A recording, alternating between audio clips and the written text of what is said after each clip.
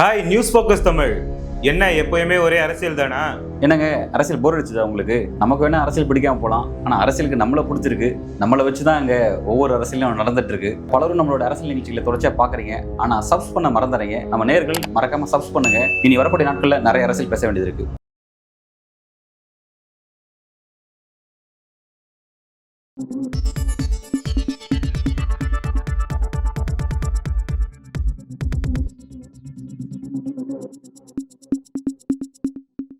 வணக்கம். இன்றைக்கு நம்முடன் அரசியல் பேசுவதற்காக ஃப்ரண்ட்லைன் பத்திரிகையினுடைய இணை ஆசிரியர் டாக்டர் ஆர்.கே. ராதாகிருஷ்ணன் அவர்கள் இணைந்திருக்கிறார். சார் வணக்கம். வணக்கம் நண்பர்கள். சார், இந்த இந்தியா பாகிஸ்தான் விவகாரம் அப்படிங்கிறது, இந்த ஆபரேஷன் சிந்தூர், அதுக்கப்புறம் ஆல் பார்ட்டி டெலிகேஷன்ஸ் ஃபாரின் போயிருக்கிற விஷயம், இப்போ இதை ஒட்டி லேட்டஸ்டா ஒரு அப்டேட் அப்படிங்கிறது, சிடிஎஸ் சிங்கப்பூர்ல பேசின ஒரு முக்கியமான விஷயம். அந்த ரஃபேல் விமானம் விஷயத்தை பத்தி அவர் ஒரு விஷயத்த சொல்லியிருக்கிறாரு. அவர் சொன்ன ஸ்டேட்மெண்ட்டும் இந்திய அரசு கொடுக்கக்கூடிய ஸ்டேட்மெண்ட்டும் அப்ப அபிஷியலா பாத்தீங்கன்னா முரண்பாடு ஏற்பட்டிருக்கு. ஒரு சீரியஸான டிஸ்கஷன் இது நகர்ந்திருக்கு.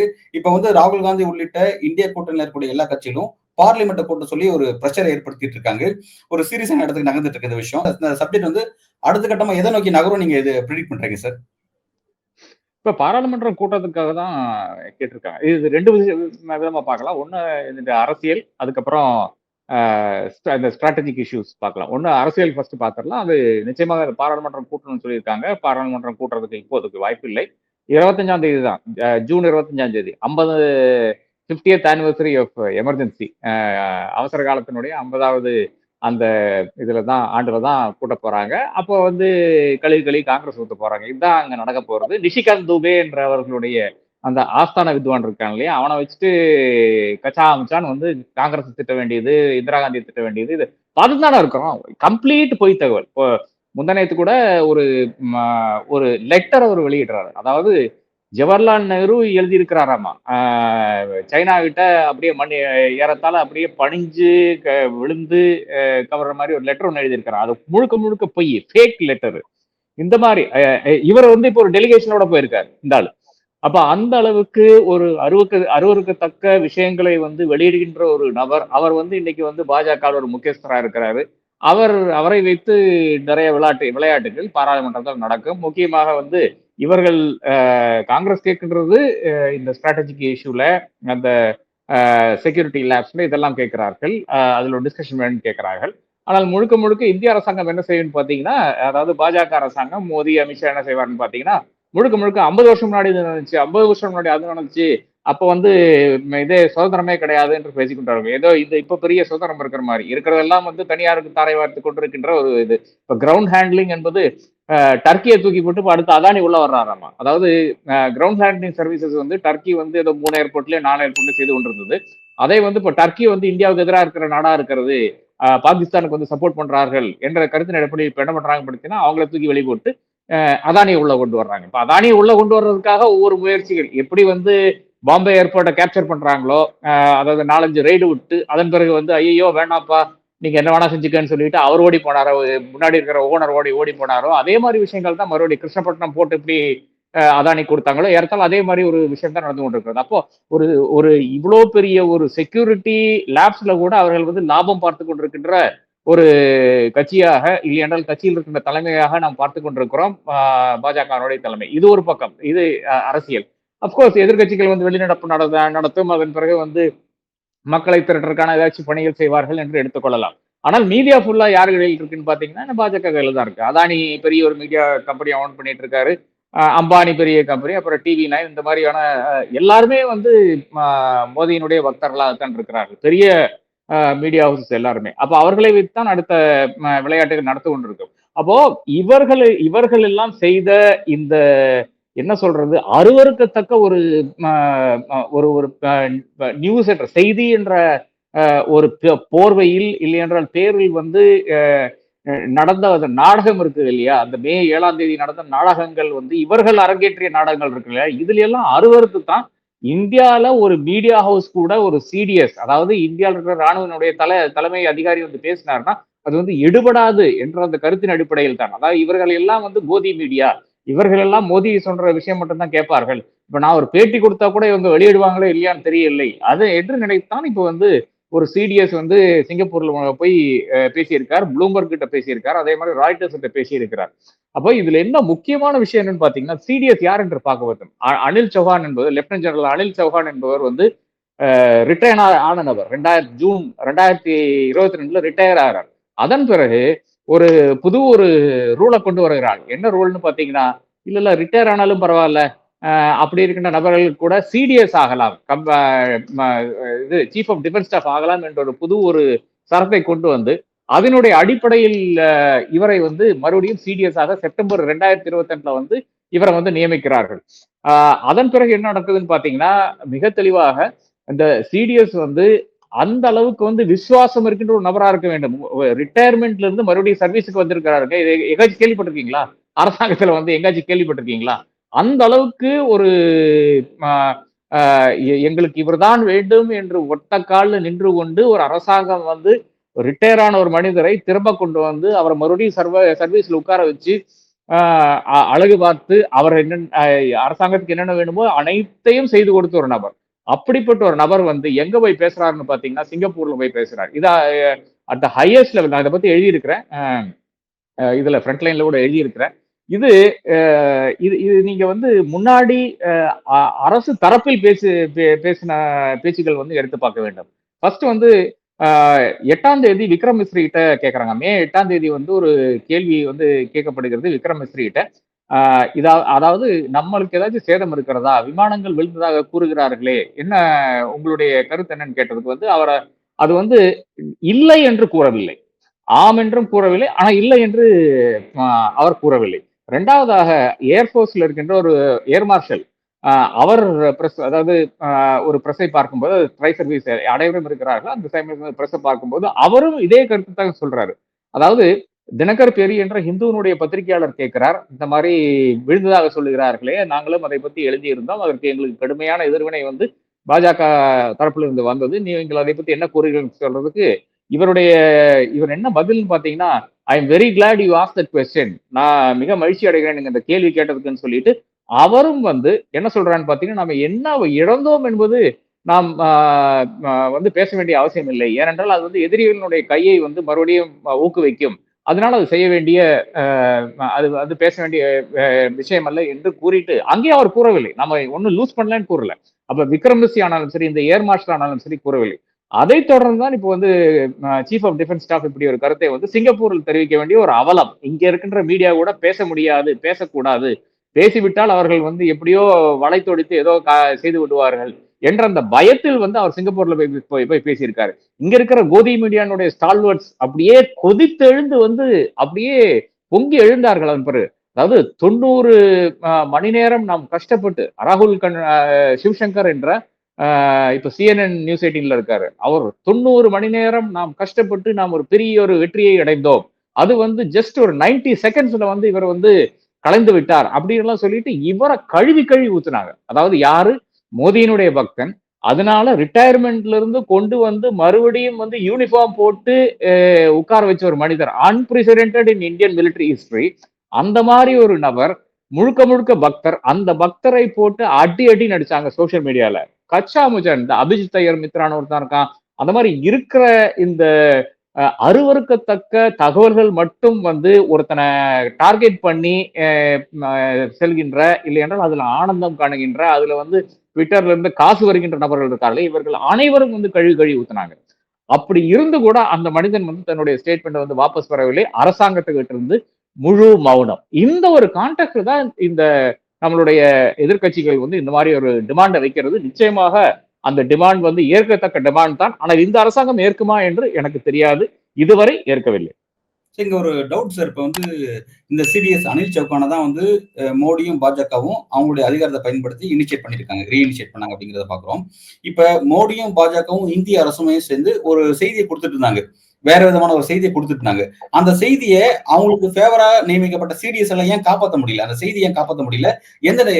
எந்த எக்ஸ்ட்ரீம் லெவலுக்கு வந்து அவர் உண்மை சொல்லக்கூடிய தள்ளப்பட்டாரு? அதை எப்படி இதை புரிஞ்சுக்கலாம் சார்? அது வெளியூர்ல இருக்கிறவங்க சிரிக்கிறானுங்க, இந்தியாவில மட்டும்தான் இந்த தகவல் கிடையாது, விமானம் விழுந்துச்சா இல்லையான தகவல் கிடையாது. உலகம் எம்பாடும் வந்து மிக தெளிவாக அனைத்து பத்திரிகைகளும் சரி, அனைத்து இன்டெலிஜென்ஸ் ஏஜென்சியும் சரி, அனைத்து நாடுகளும் சரி, ஒத்துக்கொள்கின்ற ஒரு விஷயம் என்னவென்றால் இந்தியா லாஸ்ட் ஏர்பிளைன்ஸ்ங்கிறது தான், அதாவது ஏர்கிராஃப்ட் ஃபைட்டர் ஏர்கிராஃப்ட் லூஸ் பண்ணோம் என்பதுதான் உலகமெம்பாடும். அது 7ஆம் தேதி 8ஆம் தேதி முடிந்த உடனே அனைவருக்கும் தெரிஞ்ச விஷயமா இருக்கிறது. அனைவரும் அதை வெளியிட்டார்கள். இந்தியாவில மட்டும்தான் அதை வெளியிடவில்லை. அந்த செய்தி வந்து இங்கதான் வரவில்லை. இன்னும் சொல்ல போனா பாகிஸ்தான் சொல்லுது 7 பிளேன் சுட்டி உளுத்துறான்னு சொல்லிட்டு அதனுடைய டீடைல்ஸ் எல்லாம் அவனுடைய அது யார் வந்து பைலட் பண்ணா, எந்த ஹாஸ்பிட்டல் அவங்க ட்ரீட்மெண்ட் எடுத்தாங்க என்ற விஷயங்கள் எல்லாம் வந்து சில ஹேண்டில்ஸ் இருந்து வெளிவந்து கொண்டிருக்கிறது. இதற்கு கூட ஒரு எதிர்வினை வந்து இங்க கிடையாது.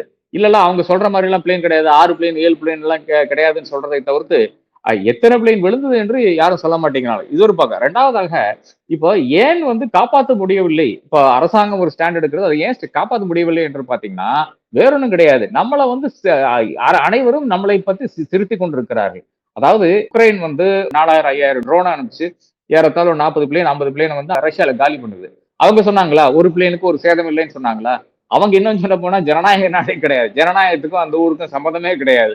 அப்படி இருக்கிற நாடுகள்ல கூட குறிப்பாக சொல்றாங்க, கரெக்டா சொல்றாங்க, 41 பிளேன் வந்து சேதமடைந்து இருக்கிறது என்று அவர் லாங் ரேஞ்ச் பாம்பர்ஸ் வந்து சேதமடைகிறதுன்னு சொல்றாங்க. இங்க சொல்றதுக்கு என்ன பிரச்சனைன்னு கேட்கிறேன் நான். அப்போ அப்படி ஒரு நாடு அதுக்கு கிரெடிபிலிட்டி இருக்கின்ற ஒரு கிரெடிபிலிட்டி எப்போ வரும்னு பாத்தீங்கன்னா உங்களுடைய லாஸை நீங்க ஒத்துக்கொண்டா தானே கிரெடிபிலிட்டி வரும். அதாவது நம்மளோட பலவீனத்தை வந்து சொல்றது மூலமா வந்து நாட்டு மக்களுக்கு ஒரு அவநம்பிக்கை ஏற்படுமே, அதை ஏற்படுத்தக்கூடாது அப்படிங்கிறதுக்காக கூட அதை பாஜக கையாண்டதா சொல்றாங்களே சார், அதை ஏன் உலகத்துல ஒரு நாடு செய்யாத விஷயத்த நீங்க செய்து கொண்டிருக்கீங்கன்னு கேக்குறேன். உலகத்துல இப்ப ரஷ்யால வந்து அப்படி மக்கள் எல்லாம் அஞ்சு போய் உட்கார மாட்டாங்களா? இல்ல யுக்ரைன்ல போய் அஞ்சு உட்கார மாட்டாங்களா? இல்ல பாக்கி கிட்ட எத்தனை நாடுகள் வந்து இப்ப போர்ல இருக்கிறாங்க, அந்த போர்ல இருக்கிற ஏதாச்சும் ஒரு நாடு வந்து எங்களுக்கு சேதமே இல்லை சேதம் இல்லை சேதமே இல்லைன்னு சொல்லிட்டு இருக்காங்களா? யாருமே கிடையாது. அனைவரும் வந்து எங்களுக்கு இந்த சேதம் ஆயிருக்கு, ஆனா நாங்க வந்து இந்த இவ்வளவு வந்து அந்த இடத்துல செய்திருக்கோம் அப்படின்ட்டு அந்த அந்த ஊர்ல ஏறி அடிச்சிருக்கோம்ன்ற அந்த ஒரு உண்மையின் அடிப்படையில் தான் பேசுவார்களே தவிர இவர்களை மாதிரி செய்ய மாட்டாங்க. இவர்களுக்கு என்ன பிரச்சனைன்னு பாத்தீங்கன்னா இப்ப லாஸ் அக்செப்ட் பண்ணிட்டா, இங்க பிரச்சனை வந்து அக்செப்ட் பண்ணிட்டா இது வந்து இப்போ தமிழ்லயும் தெலுங்கு ஹீரோஸ்லயும் வருவாங்க இல்லையா, அதாவது இப்படி டிஷ் டிஷ் அடிச்சுட்டு எல்லாத்தையும் தூக்கி போட்டு இவருக்கு ஒரு சேதமும் வராத போவாங்க இல்லையா, அந்த ஒரு இமேஜுக்கு களங்கம் வரும். அந்த இமேஜ் யாருடைய இமேஜ் பாத்தீங்கன்னா மோடியினுடைய இமேஜ். அந்த இமேஜ் வந்து கம்ப்ளீட்டாக சுக்குநூறாகிவிடும். அதாவது 4 அடி நாம அடிக்கும் போது ஒரு அடி திரும்பி வாங்கித்தான் ஆக வேண்டும் என்ற அந்த மிலிட்டரி கருத்தை வந்து இவர்களால் வந்து அதனால் ஏற்றுக்கொள்ள முடிய மாட்டேங்குது. ஏனென்றால் இங்க கம்ப்ளீட்டாக இதை வைத்து அரசியல் செய்ய வேண்டும், இதை வைத்து அடுத்த பீகார் தேர்தலை வெல்ல வேண்டும் என்ற அந்த நோக்கத்தில் தானே இந்த என்னது திரங்கா யாத்ரா இதெல்லாம் செய்தார்கள். அப்ப முழுக்க முழுக்க ஒரு மிலிட்டரி ஸ்ட்ராட்டஜியில மிலிட்டரியினுடைய அடிப்படையில் வந்து ஒரு மாபெரும் வெற்றியை வந்து நம்ம பாகிஸ்தான் எதிராக வந்து நம்ம வந்து செஞ்சிருக்கோம். ஆனால் அந்த வெற்றியை வந்து முழுக்க முழுக்க பாஜகவினுடைய வெற்றியாக மாற்றிக்கொண்டு அதை வந்து திரங்கா யாத்திராக இவர் வந்து அங்கங்க போய் நின்று கொண்டிருக்கிறார். இந்த அவலம் வந்து இந்திய வரலாற்றில் நடந்து கிடையாது. இந்திய வரலாற்றில் மட்டும் கிடையாது, உலக வரலாற்றிலேயே எங்க நடந்து கிடையாதுன்னு நினைக்கிறேன்.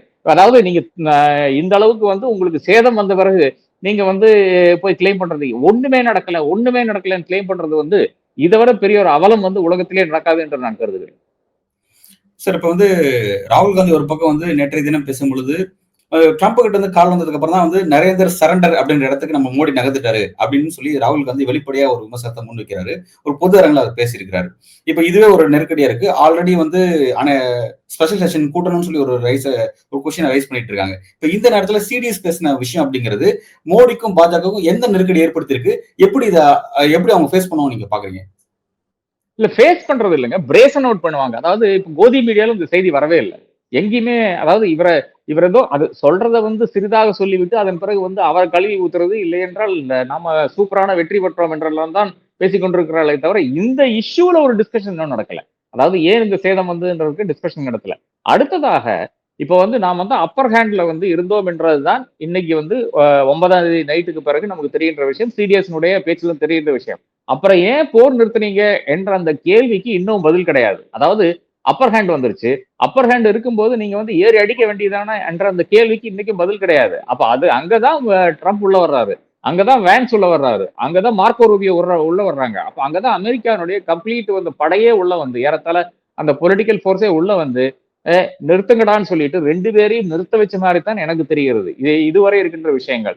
மிக தெளிவாக அனைவரும் கூறுகின்ற விஷயம் வந்து அப்கோர்ஸ் நமக்கு வந்து முதல்ல வந்து செட்பேக் இருந்தது. அதன் பிறகு வந்து நிச்சயமாக நாம் வந்து வெற்றியை நோக்கி பயணித்துக் கொண்டிருந்தோம். அந்த வெற்றியை நோக்கி பயணிக்கின்ற இடத்தில் வந்து யார் உங்களுக்கு தடை விதித்தார் என்ற விஷயத்தை வந்து இவர்கள் விளக்க வேண்டிய இடத்துல தான் இருக்கிறார்கள். ஒண்ணு. 2வதாக இந்த நிச்சயமாக இந்த சிடிஎஸ் சொன்ன விஷயம், அனில் சௌஹான் சொன்ன விஷயம் வந்து இவர்களுக்கு பெரும் நெருக்கடி தான். இவர்கள் அதை அக்செப்ட் பண்ண முடியாது. ஆனால் ஒரு நாடாக நீங்க அக்செப்ட் பண்ணித்தான் ஆக வேண்டும். ஏனென்றால் உங்களை நீங்க அதை அக்செப்ட் பண்ண வேண்டியதில்லை என்றால் நிச்சயமாக உலகத்துல யாருமே உங்களை ஒரு சீரியஸ் நாடாக மதிக்க மாட்டான். அந்த சீரியஸ் நாடாக மதிக்காத இதனுடைய விளைவாகத்தான் இன்னைக்கு அந்த G7 சம்மிட் வந்து ஜூன் 15, 16 தேதிகளில் வந்து கனடாவில் நடக்கிறது. அந்த கனடா சம்மிட்டுக்கு வந்து இந்தியாவுக்கு முதல் முறையாக வந்து இன்னைக்கு அழைப்பு கிடையாது. 2019 இருந்து ஒவ்வொரு வருடம் வந்து மோடி அந்த G7 சம்மிட்டுக்கு, அதாவது உலக நாடுகளினுடைய சம்மிட்டுக்கு, அதாவது 7 மேஜர் எக்கானமிஸ்னுடைய சம்மிட்டுக்கு போய்கொண்டிருந்தார். அவர் அங்க போய் தான் இந்த மாதிரி இந்த கட்டி பிடிக்கிறது, கையை கொடுக்கிறது, அதாவது ஒரு பெரிய ஒரு ஃபாரம் அது. அந்த ஃபாரத்துல வந்து நீங்க தாராளமாக சைட்ல அதனுடைய சைட்லைன்ஸ்ல வந்து நிறைய பேரோட பேசி கொண்டிருக்கலாம். அதற்கு அழைப்பே கிடையாது இப்போ கனடால இருந்து. அது ஏன்னு பாத்தீங்கன்னா வேற ஒன்றும் கிடையாது, நிஜர் கில்லிங்ல நீங்க இன்வால்வ்டு அப்படிங்கிற ஒரு விஷயம். இப்போ வந்து G7ல வந்து ஒரு ஹோஸ்ட் கண்ட்ரி தானுங்க. அந்த ஹோஸ்ட் கண்ட்ரி ஓரளவுக்கு டிசைட் பண்ணலாம் யார் வருவாங்க யார் வரமாட்டாங்கன்ட்டு. அப்போ ஒரு சவுத் ஆப்பிரிக்காவோட அழைப்பு போகுது, ஒரு பிரேசிலுக்கு அழைப்பு போகுது, ஆனா இந்தியாவுக்கு அழைப்பு கிடையாது. அப்போ அதையெல்லாம் அதை விட எல்லாம் குறைந்த நாடாக இந்தியா மாறிவிட்டதாகத்தான் இப்ப நரேந்திர மோடியினுடைய ஒரு அச்சீவ்மெண்டாக பார்க்க வேண்டியதா இருக்கிறது. சார், இந்த பிரச்சனை எல்லாம் சரி பண்றதுக்காக தான் வந்து ஆல் பார்ட்டி டெலிகேஷன்ஸ் ஃபாரின் போயிருக்காங்க. அது எதுவும் கை கொடுக்கலையா? இந்திய அரசுக்கு கை கொடுக்கலையா? ஏன் வந்து இந்த மாதிரி G7 நாடுகள் புறக்கணிக்கிறாங்க? இல்ல அது பெரிய ப்ராசஸ்ங்க. இப்ப வந்து இந்த ஜெய்சங்கர் செய்த ஒரு விஷயம் என்னன்னு பாத்தீங்கன்னா, இந்தியன் ஃபாரின் பாலிசியை முழுக்க முழுக்க டெஸ்ட்ராய் பண்ணிட்டாரு. அதாவது 2014 வரையா இருந்த ஃபாரின் பாலிசியை வந்து முழுக்க முழுக்க வந்து கம்ப்ளீட்டாக டெஸ்ட்ராய் பண்ணிட்டு இப்ப என்ன நடந்து கொண்டிருக்குன்னு பாத்தீங்கன்னா, ஒரு ஹிந்துத்துவ பாலிசி வந்து அங்கங்க அரங்கேற்றி கொண்டிருக்கிறது. இப்ப பல இடங்கள்ல இருந்து வருகின்ற தகவல் என்னன்னு பாத்தீங்கன்னா, இப்போ ஒரு இடத்துல இருக்கின்ற ஒரு கான்சுலேட், ஒரு பெரிய நாடு இருக்குன்னா ஒரு எம்பசி இருக்கும், அதுல வந்து ஒரு 3-4 கான்சுலேட் இருக்கு. அமெரிக்கானா ஒரு 3-4 கான்சுலேட் இருக்குன்னு வச்சுங்களேன். அந்த கான்சுலேட் இருந்து இந்த மாதிரி நமக்கு இந்த மாதிரி ஒரு அவுட்ரீச் பண்ணலாம், இந்த மாதிரி ஒரு விஷயம் நம்ம பண்ணா வந்து இங்க எடுபடும், மக்கள் விரும்புவார்கள், மக்கள் வந்து பாசிட்டிவா இருப்பார்கள் என்று இந்தியாவை பத்தி பாசிட்டிவா இருப்பாருன்னு ஒரு நோட் அனுப்புனா அதற்கு ரெஸ்பான்ஸே கிடையாதுன்னு சொல்றாரு. அது பல இடங்கள்ல இருந்து வருகின்ற தகவல். எதற்கு ரெஸ்பான்ஸ் இருக்குன்னு பாத்தீங்கன்னா, ஒரு சாமியார் வந்தா அனைவரும் போய் நிக்க வேண்டும், அதற்கு ரெஸ்பான்ஸ் இருக்கிறது. சாமியாரை வந்து ரிசீவ் பண்றதுக்கு ரெஸ்பான்ஸ் இருக்கிறது. யோகா டேனா சூப்பர் ரெஸ்பான்ஸ் இருக்கு. இப்ப யோகா டே நடந்து கொண்டு இருக்கிறது. யோகா டேனா சூப்பர் ரெஸ்பான்ஸ். இந்த மாதிரியான விஷயங்களுக்கு மட்டும்தான். ஹிந்துத்துவாவே ஒட்டி இருக்கின்ற யோகா வந்து இந்துத்துவா கிடையாது. ஆனால் இவர்கள் தான் ப்ரொபகேட் பண்ணார்கள். அது ஒரு உண்மை விஷயம் தான். அது ஒரு நல்ல விஷயமாகத்தான் பார்க்கிறேன். பட் ஆனால் இவர்களுடைய அந்த விஷயங்களுக்கு மட்டும்தான், இந்துத்துவாவை ஒட்டி நடக்கின்ற விஷயங்களுக்கு மட்டும்தான் முக்கியத்துவம், வேற ஒரு விஷயத்துக்கு கூட முக்கியத்துவம் கிடையாது என்றுதான் உண்மை நிலை. இதுதான் நம்ம இந்தியன் ஃபாரின் பாலிசியினுடைய அவலமா இருக்கிறது. அப்ப ஒரு 10 வருஷமாக நாங்க அப்படி பண்ணிடுவோம், இப்படி பண்ணிடுவோம், அதை பண்ணிடுவோம், இதை பண்ணிடுவோம் எல்லாம் பேசி அடாவடித்தன பேச்சுக்கள் வந்து ஈஸ்டர்ன் யூரோப்லயும் வெஸ்டர்ன் யூரோப்லயும் நடத்தினுடைய விளைவாகத்தான் இன்னைக்கு நாம இங்க நிக்கிறோம். இதை வந்து சரி செய்யறதுக்கு வந்து ஒரு டெலிகேஷனால முடியாதுங்க. நிறைய ஒரு சசி தரூரினுடைய டெலிகேஷன் ஆனாலும் சரி, கனிமொழியினுடைய டெலிகேஷன் ஆனாலும் சரி, இவர்கள் வந்து இந்தியால தங்களுடைய இன்ஸ்டாகிராம் ரீல்ஸ் வைரல் ஆக வேண்டும் என்றெல்லாம் அவர்கள் யாருமே அங்க போயிட்டு பேட்டி கொடுக்கவில்லை. ஆனா யார் அந்த மாதிரி பேட்டி கொடுக்குறாங்கன்னு நீங்க பாருங்க.